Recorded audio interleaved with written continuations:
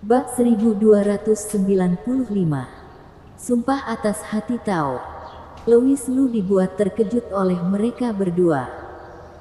Lalu petua lain yang bermain catur sebelumnya berkata, kamu berdua juga pergi ke acara pernikahan Sekte Lin yang tadi. Tidak disangka ternyata dikacaukan oleh kamu. Benar-benar menyenangkan. Hahaha. Setelah terbongkar oleh Louis Lu, wajah mereka menjadi merah. Lalu dia berdeham. Anak muda, aku tahu kamu bukan murid Sekte Lin. Bagaimana jika kamu bergabung bersama kami? Orang yang memimpin berkata, selama kamu bersedia. Maka satu posisi di acara Darkfire Dewa Pelindung Area Barat sudah ada satu untuk kamu. Oh, penawaran ini sangat menggoda. Rory terkena racun ilmu gaib. Waktu tidak bisa ditunda.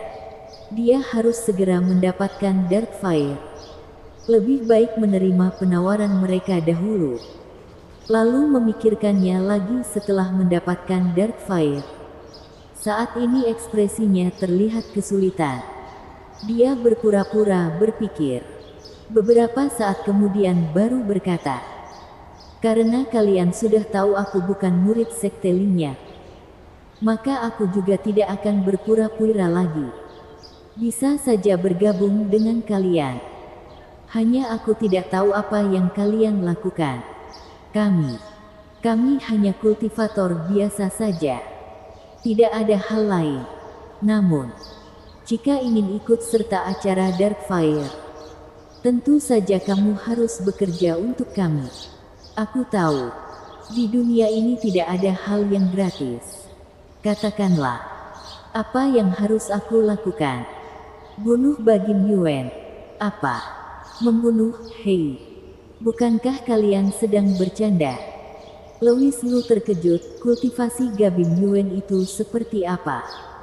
Atas dasar apa kalian menganggap aku bisa membunuhnya? Mereka tidak memberikan penjelasan. Salah satu dari mereka mengeluarkan bungkusan kecil.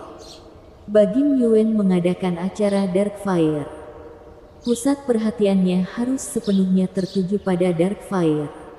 Kamu bisa menggunakan benda ini. Memasukkannya ke dalam air tehnya. Louis Lu berbalik bertanya, tolong. Dia itu bukan orang biasa. Apakah mungkin dia tidak akan sadar aku memberikannya racun? Tidak juga. Orang itu menggelengkan kepalanya, memasukkannya ke dalam Darkfire saja sudah cukup. Sial. Ini benar-benar hebat. Louis Lu tercengang memandangi bungkusan kecil itu. Selama Bagim Yuan bersentuhan dengan Darkfire, maka dia tidak akan bisa lari. Tiba saatnya. Kamu akan menjadi pemberi kontribusi terbanyak. Pria itu meletakkan bungkusan kecil ke tangan Louis Lu. Kalau begitu, baiklah. Tetapi, jika tidak bisa, nyawaku akan dalam bahaya. Louis Lu menggelengkan kepalanya dan berkata, sebenarnya kalian itu siapa? Kultivator biasa tidak mungkin akan memiliki keinginan untuk menyerang Dewa Pelindung. Mereka bertiga menatap satu sama lain. Namaku Wuron Zan. Mereka berdua adalah petua Black and White. Keluarga Zhao memiliki dendam yang mendalam dengan Bagim Yuan. Ternyata seperti itu.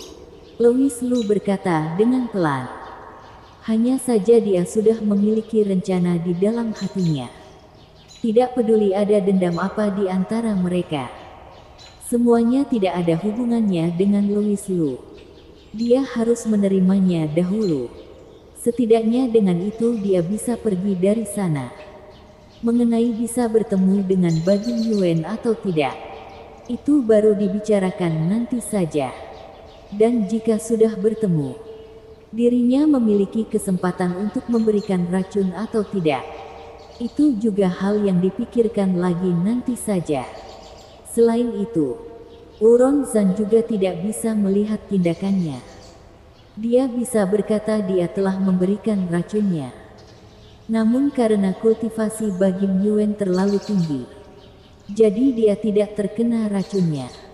Memikirkan hal ini, Louis Lu baru merasa tenang. Anak muda, karena kamu bersedia bergabung dengan kami. Kalau begitu kamu bersumpah saja atas hati Tao. Dengan itu kamu tidak akan berkhianat. Bagaimana? Wuronzan tersenyum dan berkata, ini ternyata benar. Louis Lu sudah tahu. Semua ini tidak akan semudah itu. Baiklah jika harus bersumpah. Lagi pula dia juga tidak akan melanggar apapun. Selama dapat menemukan Karincu, maka urusan di dunia bawah selesai. Tiba saatnya dia hanya perlu meninggalkan orang-orang ini. Dan ini tidak termasuk mengkhianati mereka. Aku Kak Naga bersumpah atas hati Tao. Jika aku berkhianat pada aliansi pelawan langit, aku akan tersiksa. Selain itu, kamu juga harus bersumpah. Selama ada kesempatan, kamu pasti akan membunuh Bagim Yuan. Jika tidak kamu akan mati. Dan selamanya tidak terlahir kembali. Benar-benar sangat mengerikan. Wuronzan ini benar-benar sangat keji. Louis Lu menggertak giginya. Lalu bersumpah lagi. Lalu ekspresi Wuronzan menjadi lebih baik. Lalu dia menarik Louis Lu keluar. Setelah meninggalkan penjara yang gelap dan lembab, mereka tiba di dunia yang gelap lagi. Wuronzan terlihat sangat senang. Dia menarik tangan Louis Lu. Saudara naga, kepergianmu kali ini akan sangat sulit. Aku harap saudara naga berhati-hati. Baik. Louis Lu bergumam di dalam hati, lagi pula aku bersumpah atas nama Kak Naga. Bagaimanapun aku tidak akan terseret ke dalam masalah ini. Lalu aku bisa berubah menjadi siapapun. Bahkan aku juga bisa menjadi kamu Wuronzan. Selain itu, jika Wuronzan ini mendirikan aliansi pelawan langit, mungkin dia bukan orang biasa. Jika aku mendapatkan Darkfire, aku tidak boleh kembali mencari mereka lagi. Jika tidak, bagaimana aku nanti mati? Aku juga tidak akan tahu. Mereka berdua saling bertatapan dan tersenyum. Wuronzan melambaikan tangannya pada petua Black and White. Kalian berdua antarkan saudara naga ke tempat Bagim Yuan berada. Baik ketua. Saat ini petua yang mengenakan pakaian hitam mengeluarkan sebuah cermin bagua. Lalu tangan lainnya membentuk segel. Dan mulutnya tidak berhenti melafalkan sesuatu. Kemudian, cermin bagua itu tiba-tiba bersinar. Sebuah cahaya hitam menerjang ke atas langit. Ketua. Dewa pelindung area barat berada di area barat laut. Kemungkinan besar dia sudah pulang ke tempatnya. Kerja bagus Tuan Black. Wuronzan menepuk tangannya dan berkata, waktu tidak banyak. Kalian segeralah pergi. Tuan Black and White berpamitan dengan Wuronzan. Lalu membawa Louis Lu terbang. Memandangi ke arah bawah. Louis Lu merasakan ada yang salah. Di bawah sana tidak ada bangunan apapun. Apa jangan-jangan aliansi pelawan langit hanya mereka bertiga? Seorang ketua aliansi membawa 2 pengawal. Kemampuan seperti ini juga berpikir untuk ingin membunuh Bagim Yuan. Benar-benar konyol. Setelah berhenti berpikir, Louis Lu mulai melesat. Dan akhirnya keesokan malamnya jam 10. Mereka tiba di depan sebuah gunung. Melihat gunung besar ini, Louis Lu sangat terkejut. Bagim Yuan ini memang pintar dalam memilih tempat. Di sana tidak hanya memiliki feng shui yang baik, namun energi spiritualnya juga sangat banyak. Bahkan lebih banyak dari sekte Linya. Tuan Black and White melayang di tengah udara. Tuan White berkata, saudara naga, ini adalah tempat Bagim Yuan. Besok acara Darkfire akan diadakan. Mengenai saudara memiliki kesempatan atau tidak, itu tergantung keberuntungan saudara. Tuan Black kembali berkata, mengenai bagaimana menyelesaikan tugas ketua. Saudara naga hanya perlu berusaha saja. Jangan mengecewakan ketua. Louis Lu segera mengangguk. Tuan White mengeluarkan sebuah giok untuk Louis Lu. Saudara naga, kamu bawa giok ini. Jika Bagim Yuan melihatnya, dia pasti akan memberikan kamu satu posisi di acara Darkfire. Terima kasih banyak. Kemudian, mereka berdua berpamitan dengan Louis Lu dan pergi dari sana. Louis Lu memainkan giok di dalam tangannya dan tidak menemukan ada yang istimewa dari giok ini. Benda ini tidak akan membunuhku, bukan? Jika aku benar-benar menunjukkan giok ini, aku khawatir Bagim Yuan akan membunuhku. Dia menyimpan giok tersebut, lalu dia memandang ke arah gunung. Daripada mengandalkan hubungan untuk ikut serta dalam acara Darkfire ini, lebih baik aku mengandalkan keberuntunganku sendiri saja. Bagaimana jika Darkfire itu menganggap aku sebagai tuannya? Bukankah itu lebih baik? Hehe. Louis Lu berpikir dengan sangat indah. Namun dia tahu itu tidak mungkin. Bagim Yuan itu sosok yang seperti apa? Bahkan jika Darkfire ingin memilih tuan, dia juga akan memilih Bagim Yuan. Dan bukan dirinya Louis Lu. Namun, karena sudah datang, dia harus mengamati kondisi di sini dahulu. Karena mungkin saja dia bisa bertemu dengan Darkfire. Louis Lu mulai berkeliling dengan membawa harapan. Bersambung.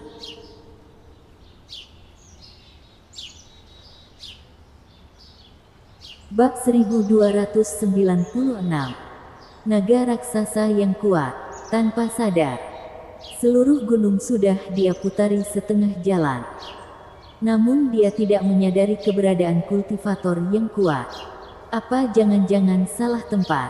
Louis Lu terkejut. Akan gawat jika salah tempat. Tidak perlu membicarakan bisa mendapatkan Darkfire atau tidak. Karena bertemu Darkfire saja akan menjadi masalah. Selain itu, Uron Zan dan aliansi pelawan langitnya itu. Jika memikirkannya sekarang, kenapa terdengar seperti hal yang konyol? Karena tidak ada bedanya dengan anak-anak yang bermain rumah-rumahan. Namun ketika merekrut orang, seseorang harus bersumpah dengan hati tahu. Dan dia berharap memiliki kesempatan untuk membunuh Bagim Yuan. Dia merasa semua ini tidak nyata. Seakan-akan dirinya sedang bermimpi. Namun setelah dia mencubit Dirnia, Louis Lu masih merasa sakit. Dunia kegelapan terlalu mendalam. Aku ingin kembali ke dunia bawah. Louis Lu mengumpat, betapa baiknya jika ditemani oleh ketujuh kakak. Selain itu masih ada Guerra Wang. Di saat dia sedang bergumam, tiba-tiba dia merasakan niat membunuh yang menyelimutinya. Ada sebuah keterkejutan yang timbul dari jiwanya, membuat tubuhnya tidak dapat bergerak. Seluruh tubuhnya seketika mengeluarkan keringat dingin. Dia sama sekali tidak dapat mengeluarkan perlawanan apapun. Rauh. Melalui suara raungan tersebut, Louis Lu melihat muncul cahaya dari tengah gunung. Ini, klan naga. Matanya melebar. Lalu mulut terbuka lebar juga. Di dalam matanya, terdapat bayangan seekor naga yang lebih besar dari kak naga. Naga itu muncul di dalam pandangannya. Darah naga di dalam tubuhnya seketika melonjak. Sial. Ternyata menimbulkan respon darah warisan. Hal ini membuatnya sangat terkejut. Namun, seketika dia merasa menjadi lebih tenang. Karena tekanan yang sebelumnya dia rasakan berkurang setengah. Kenapa di sini ada keberadaan klan naga? Louis Lu berkata dengan terkejut, namun untungnya ada bantuan dari kak naga. Hehe. Saat ini Louis Lu berubah. sekali lagi berubah menjadi paras kak naga. Namun tidak hanya itu. Dia juga mengerahkan esensi darah yang berasal dari tubuh kak naga. Lalu aura klan naga seketika menyebar ke seluruh tubuhnya. Rauf. Dia dapat mendengar. Naga itu terdengar bingung. Menarik. Louis Lu mengerahkan lagi esensi darah naga sejati. Lalu perlahan-lahan mendekati naga tersebut. Semakin mendekati naga itu, perasaan dari darah warisan menjadi semakin jelas. Di waktu yang bersamaan, dia dapat merasakan naga ini adalah seekor naga betina. Hahaha. Kak naga, oh kak naga. Ibu naga yang terus kamu katakan itu ternyata aku temukan. Hahaha. Dia sangat senang. Bukan karena bertemu dengan klan naga, tetapi karena jika suatu tempat terdapat klan naga, maka tempat itu pasti memiliki suatu harta. Teringat saat dia berteriak, "Open Sesame," di saat itu. Bukankah itu sangat berwibawa? Klan naga yang ada di dalam gunung juga merasakan keberadaan Louis Lu. Di waktu yang bersamaan, mereka merasa bingung dengan aura klan naga yang ada di dalam tubuh Louis Lu. Dia dengan jelas merasakan, aura ini adalah aura klan naga kekaisaran. Namun di aura ini masih ada aura yang lain. Seketika membuatnya bingung.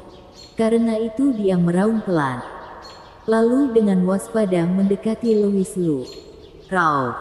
Sial. Kakak. Kita ini satu ras. Kamu tidak boleh memperlakukan aku seperti ini. Louis Lu berkata dengan hati-hati, apa jangan-jangan kamu tidak merasa aku tampan? Benar-benar sembarangan. Dari mana kamu berasal? Naga di dalam naga mulai bergerak. Dalam sekejap sudah tiba di depan Louis Lu. Kemudian dia melesatkan cakarnya ke arah Louis. Louis Lu tidak menghindarinya. Dia hanya mengangkat lengannya untuk menangkis. Duang.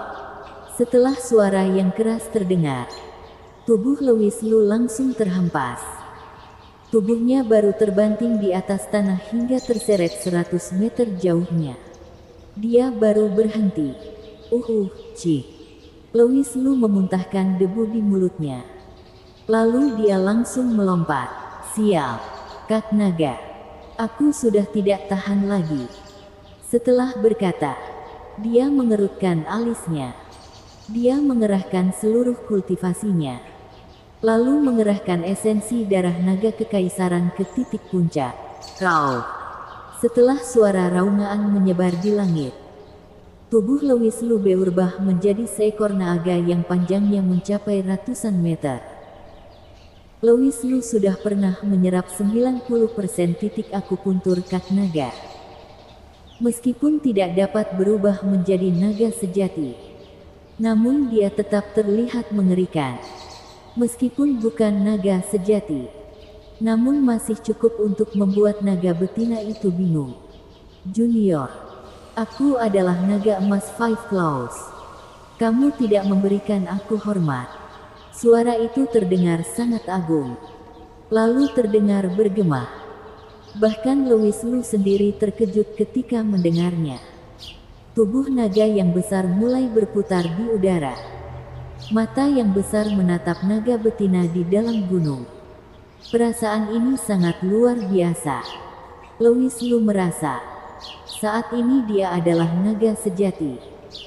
Memandangi kondisi bawah dari atas langit benar-benar terasa luar biasa. Saat ini naga betina di dalam gunung mulai bergerak. Perlahan-lahan terbang keluar dari dalam gunung. Seketika, naga betina marah. Berani-beraninya kamu menipuku. Aku lihat kamu sudah bosan hidup. Ekor naga yang besar terhempas. Seketika menghantam wajah Louis Lu.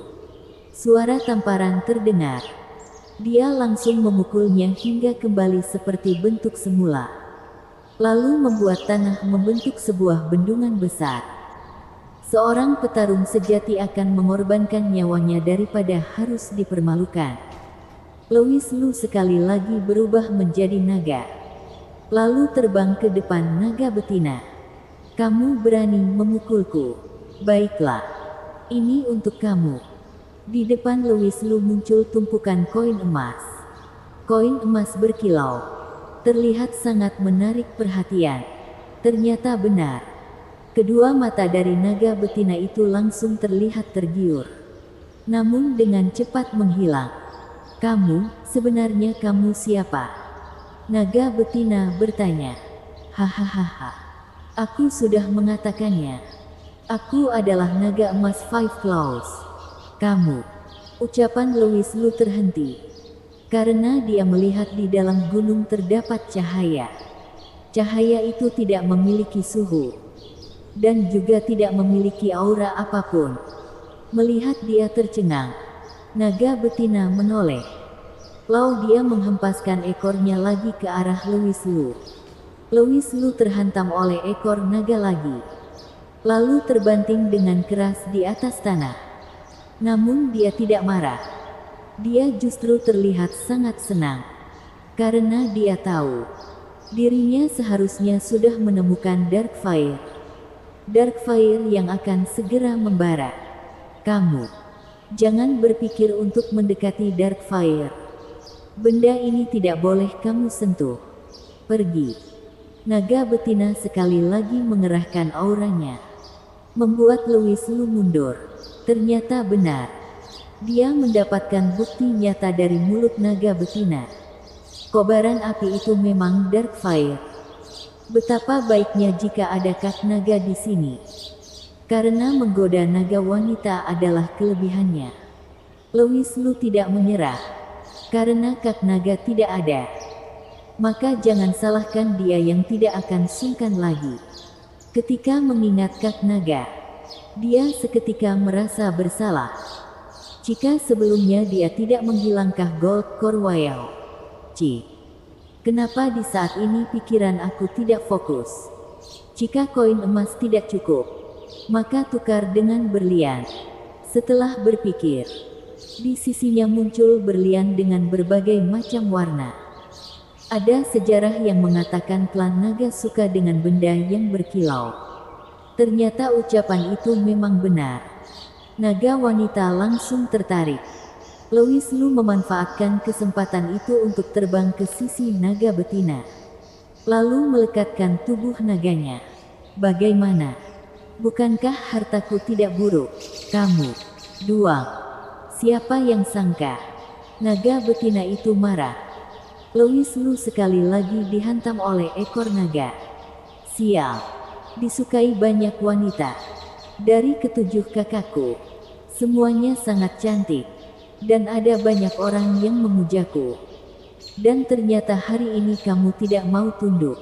Louis Lu marah. Hari ini, aku harus mendapatkan Dark Fire itu. Bersambung.